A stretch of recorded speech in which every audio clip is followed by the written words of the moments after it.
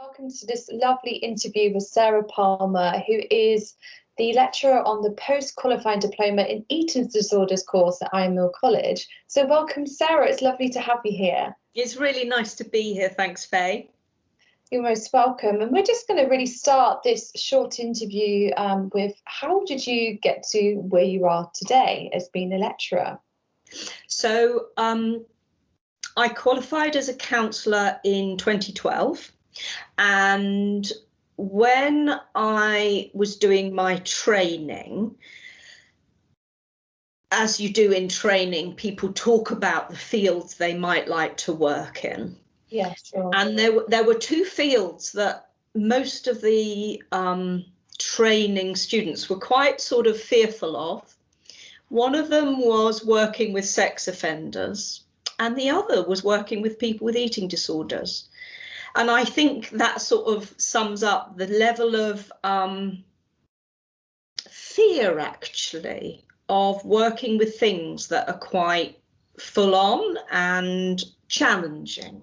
I'm not saying that other areas of counselling aren't challenging, but it was just a perception of rookie training counsellors that these were two things that they would need quite a lot of experience before working with. And that sort of sat with me. And I live in Somerset, in Leafy Wells in Somerset. And of course, when you're training, you get to know all of the places that are offering counselling placements around you. And right on my doorstep was an eating disorders charity. And so I didn't do my placement with them. But once I had graduated, for some reason, it sort of sat with me that this charity was just up the road. And so I went and volunteered as a trained counsellor. So I didn't do a placement with them. I just went straight in as a trained counsellor because I felt that working in that environment within an agency setting would be a supported introduction to eating disorders and working with eating disorders. I don't have a direct personal relationship to eating disorders.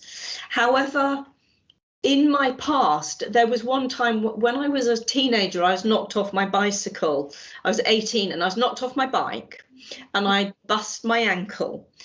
And a couple of weeks after busting my ankle, I had post-traumatic stress because I sort of poo-pooed that I'd been knocked off my bike. And one of the symptoms of my post-traumatic stress that I literally stopped eating entirely. Mm-hmm. And I didn't eat for a couple of weeks. Mm-hmm. And I literally didn't eat. I didn't eat anything. I was so fearful of eating. So I had this sort of experience. And luckily for me, I managed to sort of work through the trauma after a few weeks. Mm-hmm. And I did start eating again. But it sort of struck me how fragile our relationship with food is. Yeah. And so although I don't have a history of an eating disorder, I do have insight into how they can develop just so easily and how vulnerable human beings are to develop eating disorders. So I have worked since then for the same charity and I still work for them. So I've been with them for 9 years, and in those 9 years I as well as doing counselling with my clients at the charity, where I came into contact and still do come into contact with many different kinds of eating disorders, and have got lots of experience of working with many different kinds of eating disorders. I also started doing some training with them, teaching training. My background, I have training in my professional background as well. So the two things sort of came together in that I've got all this expertise in eating disorders and all of this expertise in training. And how I came to the Iron Mill was that our charity was invited to do a sort of workshop at the Iron Mill Eating Disorders Conference, which was, oh my goodness, 3 years ago now. And so Iron Mill had the very first Eating Disorders Conference. and got to know some of us from the charity.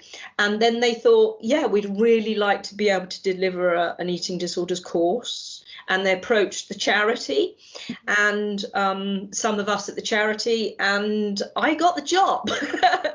Brilliant. So, yeah, which was fab. So when I came to Iron Mill, the course wasn't written, although the course structure had already been agreed with the National Counselling Society. So our course is accredited by the National Counselling Society, and it is, you know, recognised to be a course at a diploma level. So I went away and worked up the course content. And then since then, I've delivered 3 courses, and they've all been, well, I think they've all been wonderful. But actually, no, the feedback from students has been that they've been hugely beneficial. And I think you want to talk a little bit about how the course works and things, don't you? Absolutely, let's go into that. So, you know, for those who might be thinking about joining this course, what is the course like? What does it entail? Yeah, so the course covers lots of different aspects of eating disorders. So the course is designed for, I would say, any counsellor or any professional that might come across eating disorders in their professional life, or might want to start working with eating disorders directly. Yeah. So it's sort of aimed at, you can come with no knowledge, or you can come with quite a bit of knowledge but not a lot of confidence, and just want to feel that you've pulled all your knowledge and resources together, and feel that the course will sort of send you on your way to either, you know, I feel that by the end of the course, people will have a really good working knowledge of all aspects of eating disorders, how they affect people,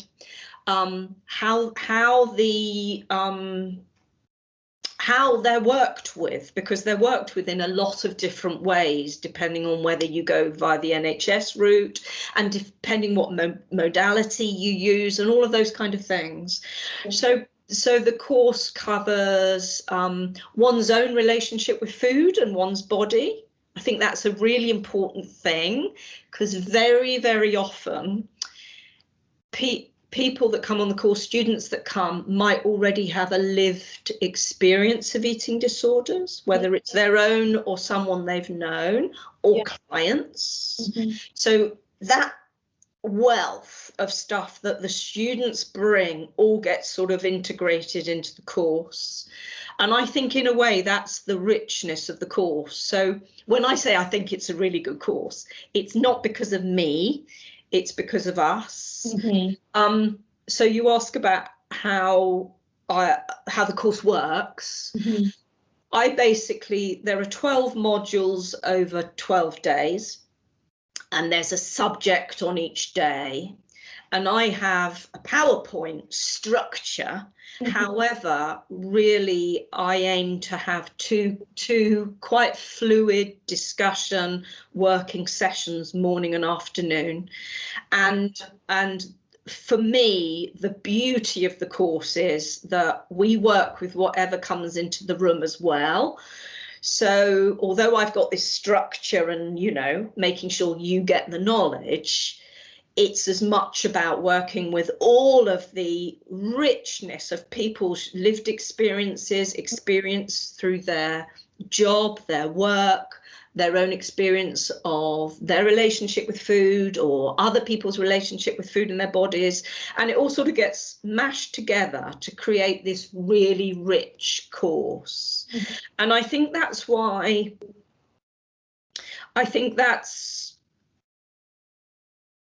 what is really good about this course is it really belongs to the students, and every course is different because I get a different group of students every time, and I'm led by and work with you know, their interests and their modalities and their lived experience. So we get through the content and we get through all of the tick the list of covering everything, but there's so much else besides. It's quite organic. There's not there is as much or as little coursework as you want to have. So there is a reading list, and of course we end up with a huge long list of resources, but it's really up to the individual student. This is a post-qualification diploma, so it's up to the individual student what they want to take from the course, what they feel they want to go away and research or not. You know, some people like to come to the course and let it sort of wash over them, and sort of then they'll get an idea about where they want to go with things. And other people really work it, but I don't have an expectation. My expectation is we'll go on this journey together and we'll all end up enriched by the end of it. So that's sort of how it works. That's brilliant. And it's just lovely that, you know, this course has been provided to break down that fear that some people might have around the subject, and just to have, you know, 12 days of training where it's very enriched. You have an absolutely fantastic experience, you know, working with the charity for 9 years, where you're bringing all that knowledge into the mix of the course structure as well, which is absolutely amazing. Sounds really, really good. And the last question would be, why would someone join this course? I know you've answered quite a lot of that in a previous answer anyway, but from your opinion. I think there's a few sort of main reasons why people come on this course. I think that many people that come on the course are already counsellors working with their clients, and we get quite a few counsellors who work with children. And of course, eating disorders are so prevalent amongst school children now.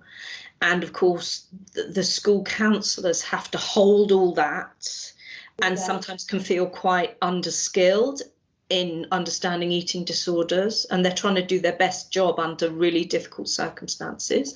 So I think we get quite a few school counsellors. Then we get lots of individual counsellors who just feel that they would really like to know more about it. I think it's one of those things that when you're being trained as a counsellor, many trainee counsellors are told they're not allowed to work with eating disorders on their courses, understandably so, because eating disorders have this whole physical aspect to them. So there's a whole duty of care and safeguarding aspect to working with people. And so in a way, eating disorders sort of left outside of counselling. And I think most counsellors now realise that food and the relationship with one's body and the number of people with a lived experience of disordered eating, not necessarily diagnosable eating disorders, but disordered eating, it's sort of part of modern life. And therefore lots of counsellors think, actually, I just need to know more.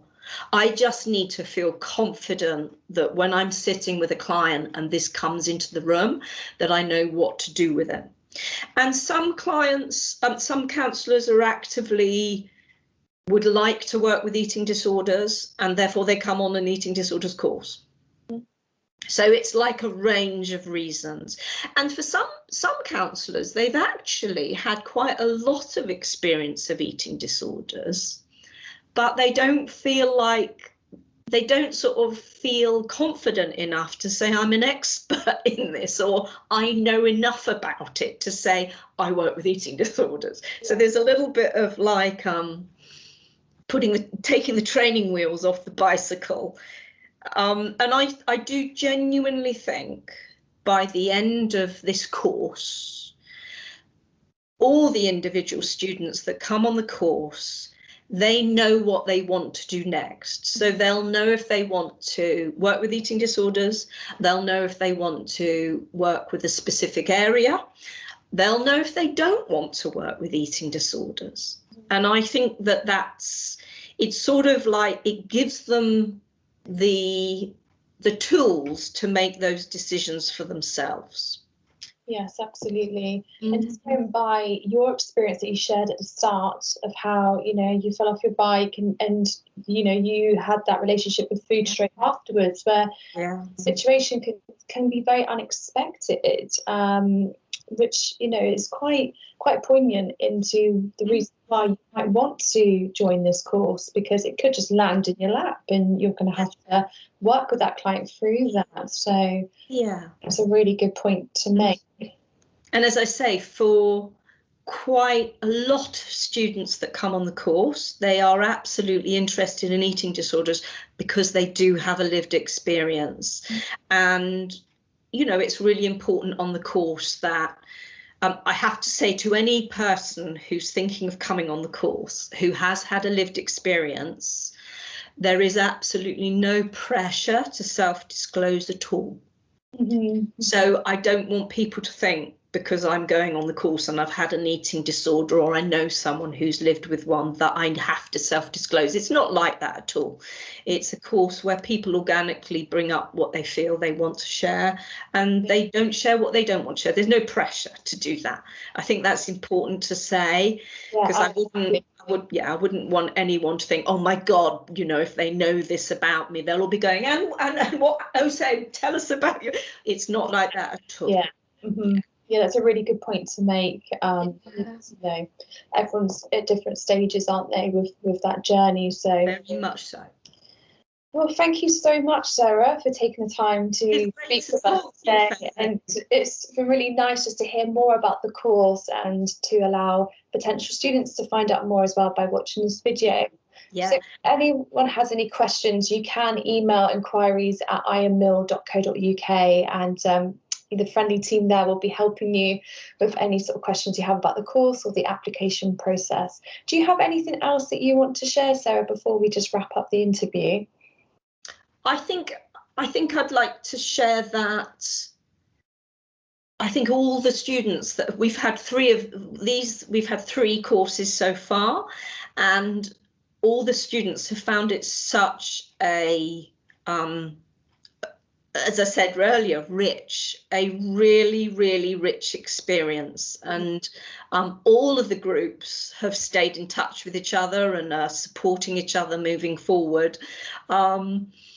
So, and every course is a unique experience, and it's lovely. I love what the students bring and how we build the courses together.